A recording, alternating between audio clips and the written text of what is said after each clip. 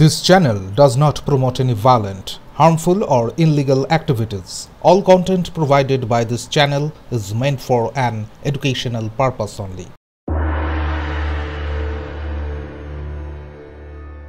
দীঘার নতুন জগন্নাথ মন্দিরে প্রাণ প্রতিষ্ঠার আগে চলছে মহাযজ্ঞ ও শান্তিযজ্ঞ। মঙ্গলবার সকাল থেকেই পুরী থেকে আগত পুরোহিতদের উপস্থিতিতে চলছে যজ্ঞানুষ্ঠান। বুধবার অক্ষয় তৃতীয়ায় মুখ্যমন্ত্রী মমতা বন্দ্যোপাধ্যায়ের হাত ধরে হবে দ্বারোদ্ঘাটন ও প্রাণ প্রতিষ্ঠা। পুরীর রীতি মেনে মন্দিরে থাকছে 4টি প্রবেশদ্বার, সিংহদ্বারের সামনে 34 ফুট উঁচু কালো অরুণ স্তম্ভ ও তার মাথায় অরুণা মূর্তি। মন্দির চূড়ার ধ্বজাও প্রতিদিন বদলানো হবে। মূর্তিতে হবে স্নান, সোনার সাজ ও 56 প্রকার ভোগ নিবেদন। তবে পুরীর সঙ্গে কিছু পার্থক্যও থাকছে।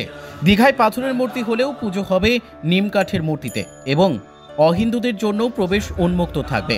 পোশাক বিধিও থাকছে না। উদ্বোধনের পরই শুরু হবে চন্দন যাত্রা।